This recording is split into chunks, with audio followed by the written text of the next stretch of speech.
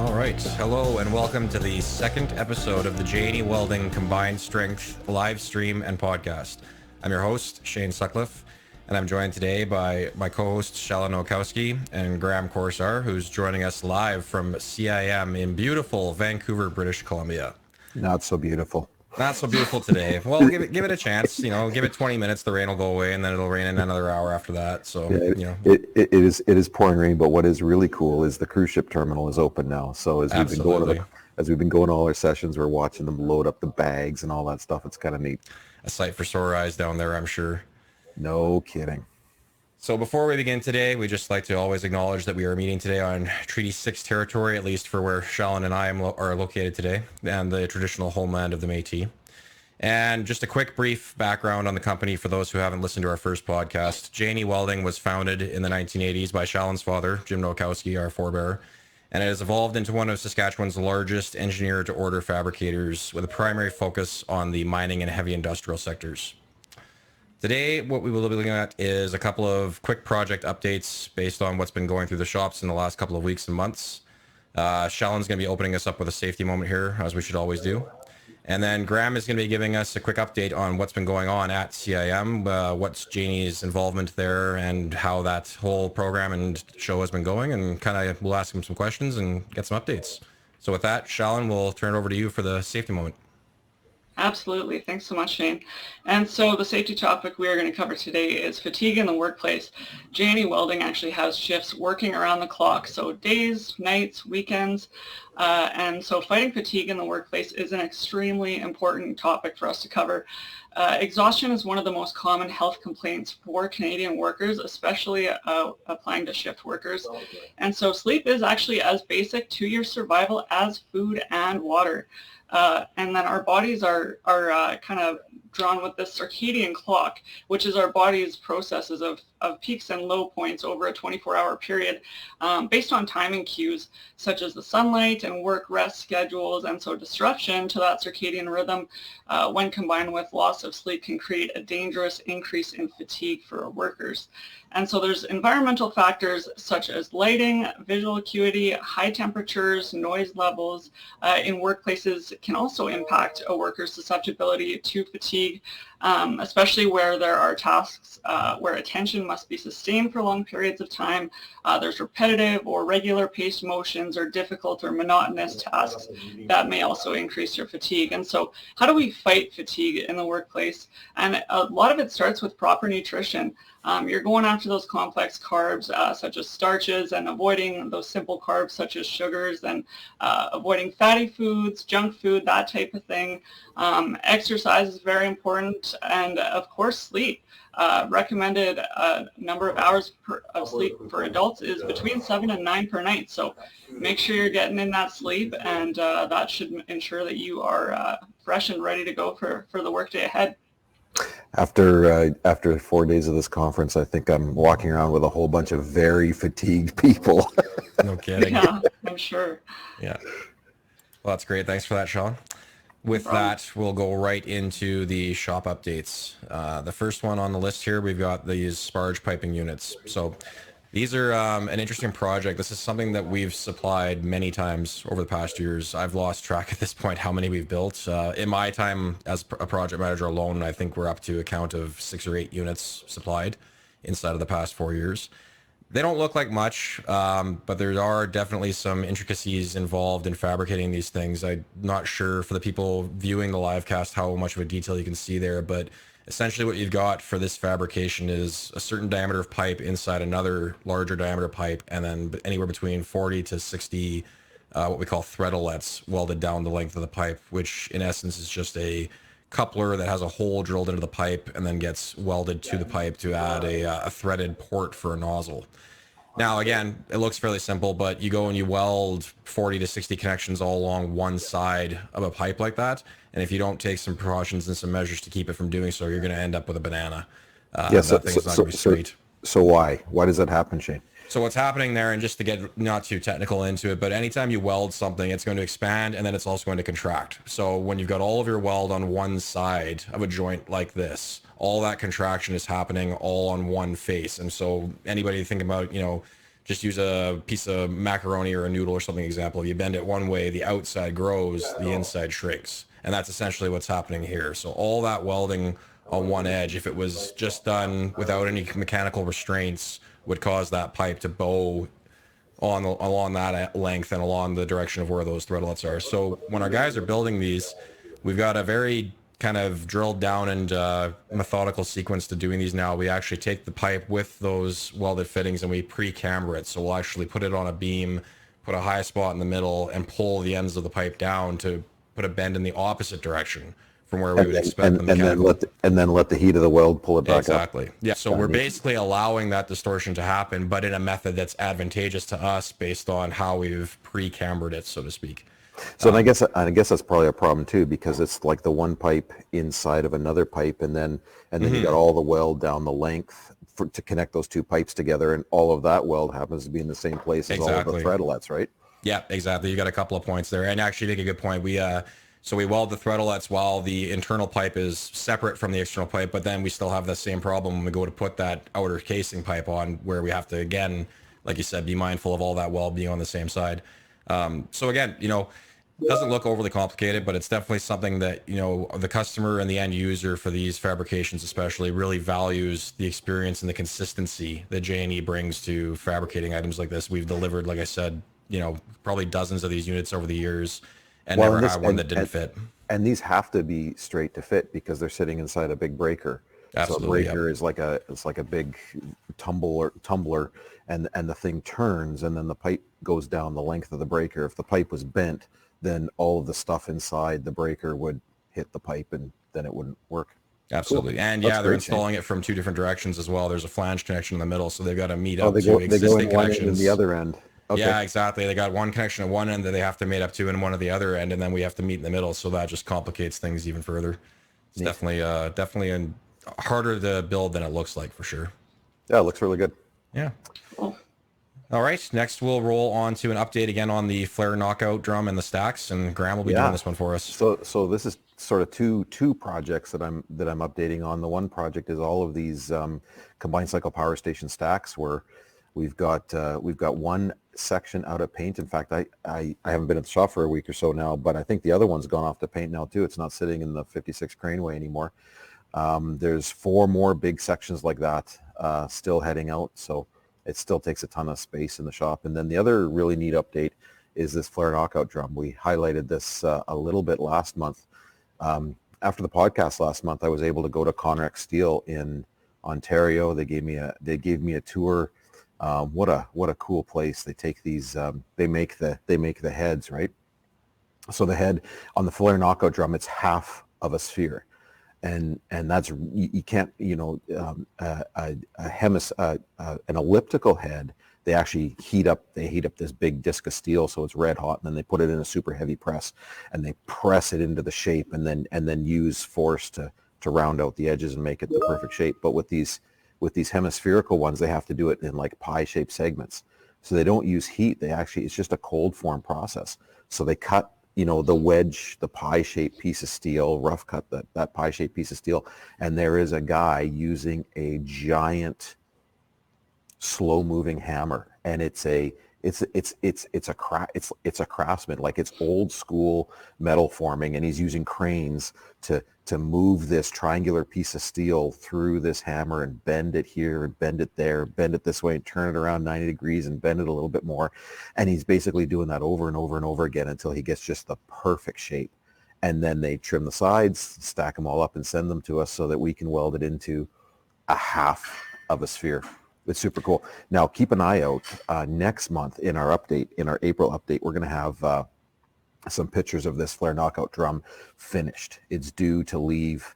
Our partner's yard just in a few days, and we're looking. It's got some really cool contra tracing on it, and of course, it's going to be painted and insulated. It's all going to be silver and shiny, and it's going to look really neat. That's a really cool process you just described on those hemispherical heads, because in my head I've just got this picture of like an old English wheel that blacksmiths used to use for forming, and then basically bringing that into the 21st or this century, and it's just scaling it up 100 times, right? Like That Yeah. looks. I would love to see something like that. That sounds like something that would be really, They really impressive wouldn't to watch in person. they wouldn't let me videotape it. Of course, yeah, Because, makes sense. Yeah, well, and that was the other cool thing about Conrex is they had all kinds of super secret stuff, like Yeah. the way they do the forming, just the same thing you talked about with the cooling of the steel on the sparge pipe. It's a similar issue when you're doing that press forming. It's got to be cooled perfectly, and so they have some proprietary methods of moving the coolant through the forms, and yeah, it was a really neat place. That was Absolutely. a fun little tour. yeah, that'd be great. All right, with that, I think we'll move on to our third and final update for today. And Shalin is going to take us through some notes on a refurbishment that we recently did for actually a very close neighbor to our 56th Street location. It's West Coast Reduction Limited, their reduction facility. Shalin, you want to give us an update on that one? Yeah, absolutely.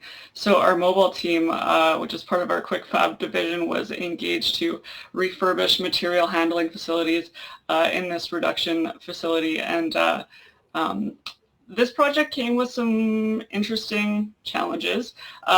One being just the working conditions in general. I know if you've ever been to our 56th Street plant on a warm summer day, you can smell what's going on back there. Yep.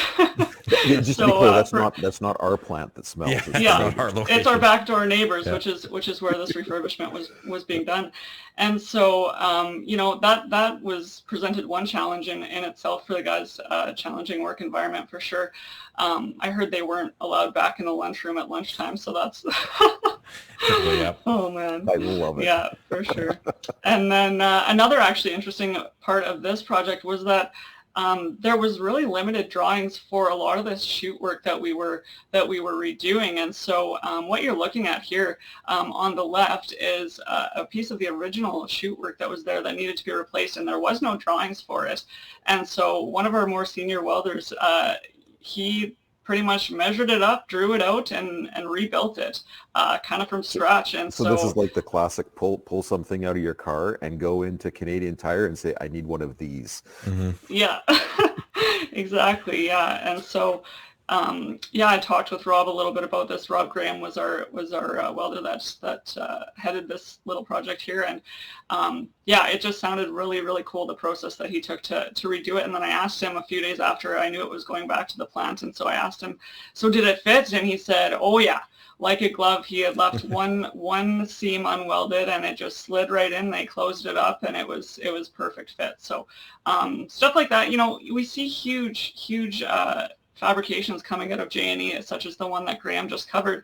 But then there's also intricate precision work like this that also comes out. And it's just really cool to see that variation from one to the next. So that's a little bit about that project. And we are super proud of our guys that worked on that, because we know that wasn't easy. So great job. And we always think that like steel and metal is this thing that is fixed and hard and you can't move, right? You're hard as steel, but the truth is you put a little bit of heat on it, you put a little bit of finesse to it, you leave one weld open, and it moves. You can make it move. And watching our guys do that is super cool. Yeah, absolutely. Yeah. Shameless plug too. That's what QuickFab's really good at, is the we don't have a drawing, but we need this built scenario. Yeah. So anybody that falls into that category, come give me a call, because that's what we do. I broke this widget. I need you to make it back for me. Yeah, you'd be surprised how many times that comes up. We get a lot of calls of like, hey, they don't make this anymore. Can you guys build this for me? Right. All right. So with that covers off all the project updates we were looking at. Now we're going to go to Graham to have some discussions here on CIM convention. And Shallin's going to start off with a couple of questions for him here. Sure. Yeah. So Graham, what exactly is CIM, and how is J&E Welding involved in that? Yeah, for sure. So CIM, Canadian Institute of Mining and Metals, been around. It's an association of engineers and geologists and miners and people who run the mines and people who build the mines. Been around for decades. I should have done my homework to figure that out, but anyway, sorry. And so J&E individually has been members of CIM for a long time. Even before I joined J&E, I was a CIM member. It's a really neat organization, and they have these chapters all across Canada. So there's a chapter in Saskatoon, and I serve on the board of that chapter. I look after the finances, which thankfully isn't a huge job. And so then every year they have actually a series of events. So one of the things that I'm excited about with, or that really excites me with CIM, is is all of the different events. So there's this big convention that happens every year, and then there's a convention for mineral exploration and mine operators, and there's a convention for prospectors. It's called PDAC, and then there's local events, and like the CIM Saskatoon chapter, we have a potash night one month, and we have a general interest night the next month, and so we have all these networking events. The real goal, I guess there's two goals that I perceive CIM has. So at the local level, it's just getting people excited about the industry and involved in the industry. We spend a lot of time and money getting student scholarships and, getting kids from Universities of Saskatchewan or University of Regina interested in mining and wanting to be geologists or mechanical engineers or that sort of thing. And then at a national level, it's a bit more of an industry body trying to help people understand, what mining is all about, what's involved in it. Like a lot of industry associations, there's a little bit of nerdiness to it too. You find these people that have been in the industry and done everything, and they're just like rock stars here, right? And so that's kind of cool to see. At the end of the day, in our world, if we don't grow it, we mine it, right? That's how we get stuff. That's how we get our phone. Everything in this phone comes out of a mine somewhere. So it's a pretty important part of our industry, or important part of our world, I guess. The other thing that's really neat about mining is it's the pathway to a greener economy. It's the pathway to decarbonization. So if we want to use solar power, for example, the silica in a solar cell has to be mined from somewhere. The copper in the wire that gets the power from that solar cell to wherever, it has to be mined. And so the world is starting to recognize that we've got to be mining new and different things. Maybe we're not going to mine so much coal anymore, but we're probably going to need to find a lot more cobalt and copper and lithium and those kinds of things. How's that for an answer? Fantastic. And we'll just do a bit of a history plug here too. I've been doing my homework while you've been talking. Sorry, Excellent. I was Thank researching you. and not listening. But so CIM, over 120 years of service. CIM was formed only 31 years after Canada was founded. The Institute was incorporated in 1898 by an act of the Parliament of Canada as the Canadian Mining Institute. There you go. And in 1920 became the Canadian Institute of Mining and Metallurgy. So there you go. There you have it. Yeah, Straight from their website. It's a really neat event, and one of the things about an organization with that kind of history is just the people. Like there are people who have been coming to CIM conventions their entire career, 40 years. I sat down with a guy for lunch yesterday, and where are you from? What do you do? Well, he's from Whitehorse. How long have you been in Whitehorse? I've been in Whitehorse for 55 years. How long have you been an engineer? I've been an engineer for 57 years. Like he's been a mining engineer in Whitehorse for 55 years, and here he is here at the convention, and he says, I've been at every one. Yeah, That's pretty Very cool. Yeah.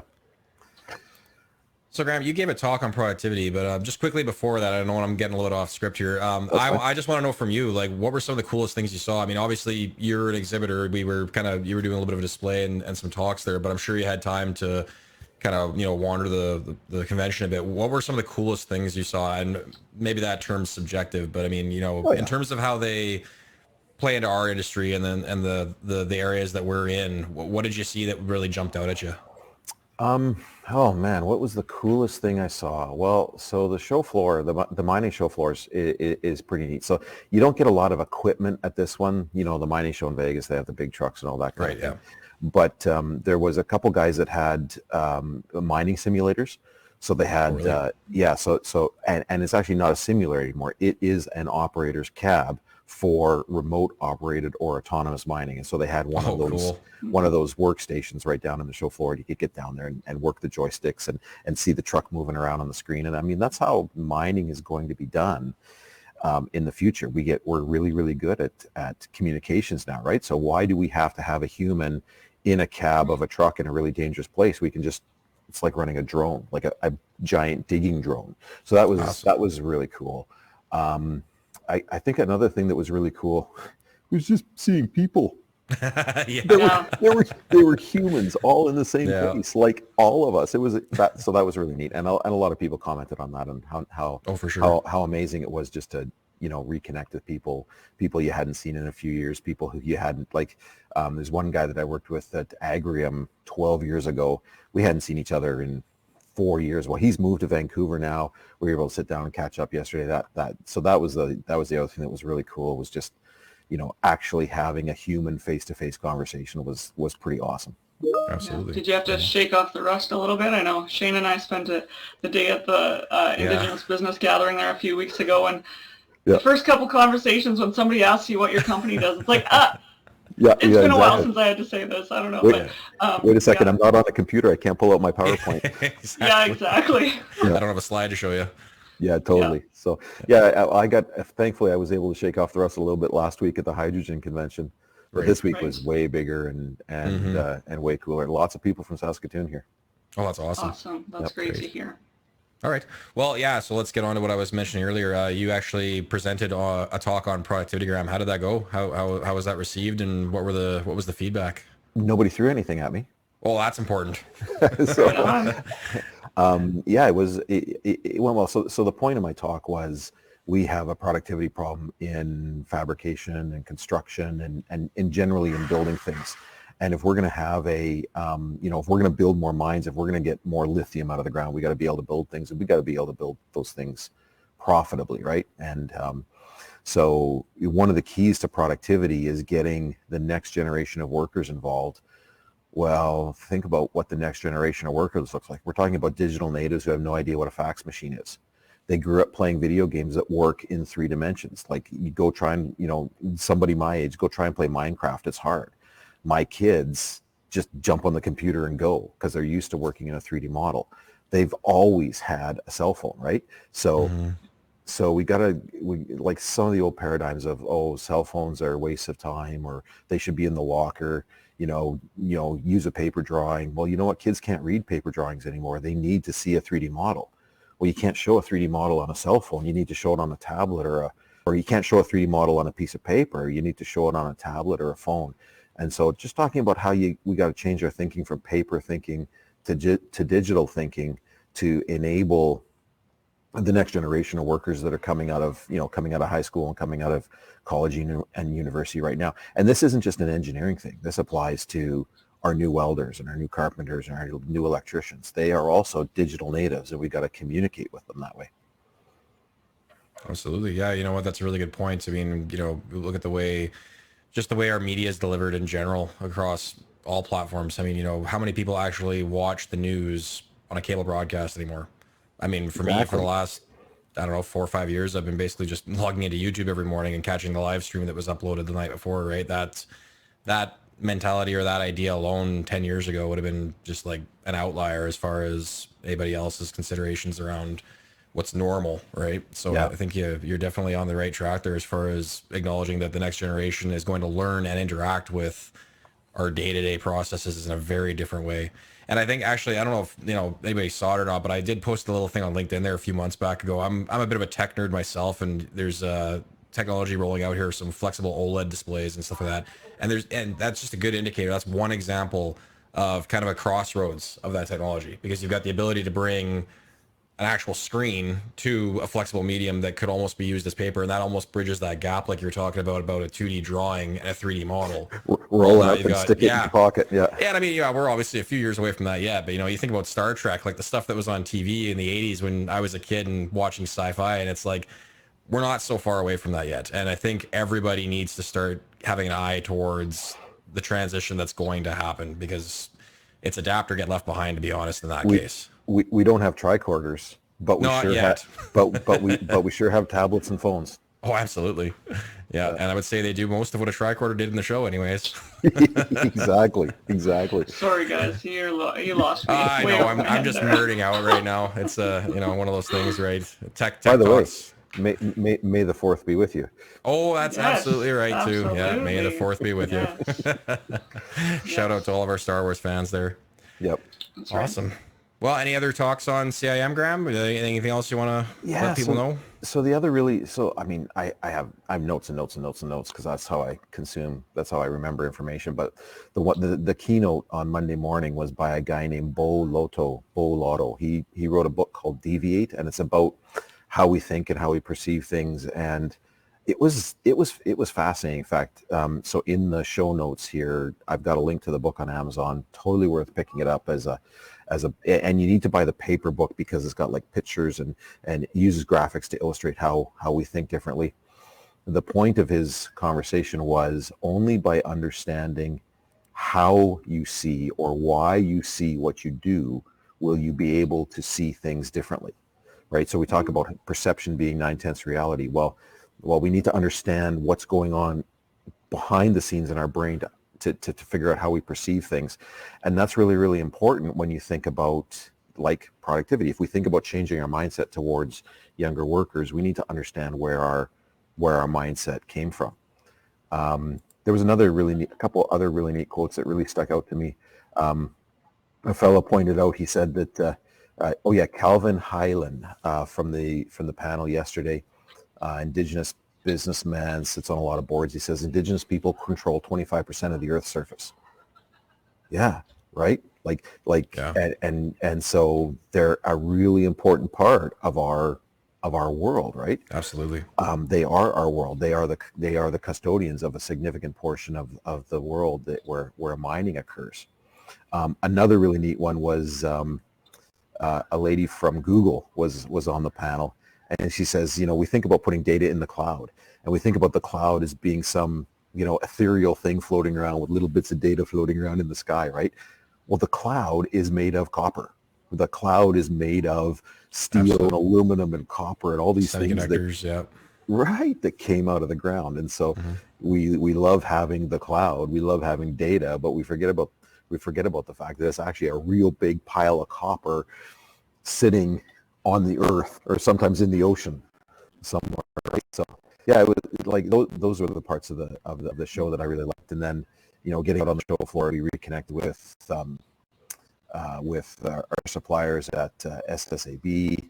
We reconnected with our customers at FL Schmidt and Erie's, and oh man, the list just Metso Autotech, and the list just goes on and on. So yeah, that's great. It's a great show. If you ever have an opportunity to attend a CIM event in your city, go for it. It's totally worth it. By the way, the next show that J&E is going to be at is the Williston Basin Petroleum Conference, and that's in 2 weeks down in Regina. And if all goes well, I'll have an interview from the show floor on the topic of carbon capture storage. So keep an eye out for that. If a little bit of an early teaser, maybe it'll be horribly disappointing and it won't happen, but that's the plan anyway. Yeah, it's in the cards anyways. Awesome. We'll do what we can to make it happen. Yeah, exactly. Absolutely. So, right on. Just one more quick little shout out here too, guys. Seeing as we are on a LinkedIn Live here, we just got, sorry if I butcher this name, but Joe Magas. Joe Magas. Hey Joe, how are you? Magas, okay, he says, great to hear you present. So we got some followers. That's good. Yeah. We'll get some more as we keep doing it. Joe's another one of those guys that I've been working with forever. And I haven't seen him forever, but to get there. And now that I've said I was in Edmonton and I didn't see him, I'm probably in trouble. See. I shouldn't have said anything. Sorry. No, it's all good. Awesome. I saw the comment come up too. Yeah. So. Excellent. All right. Well, I think that covers everything we were planning on talking about today. We wanted to make this episode a little bit shorter than the last one based on some feedback we received. Again, we are looking to start doing this on a fairly regular basis. Please like and subscribe to our LinkedIn pages and our Facebook pages and our YouTube channels. And hopefully we can get more subscribers, we can get more interest, and we can bring more interesting content to you guys. It's great to get these opportunities to connect with our clients and our valued customers and show you guys what's going on in our world. Once again, this has been the J&E Welding Combined Strength Podcast. I've been your host, Shane Sutcliffe, and this is Shellen Okowski, and Graham has already left the building. Got busy, important things to do. Thanks, everyone, for tuning in, taking half an hour of your time, and we'll look forward to talking to you again and seeing you again later in the future. Take care. Have a great day. Thanks all.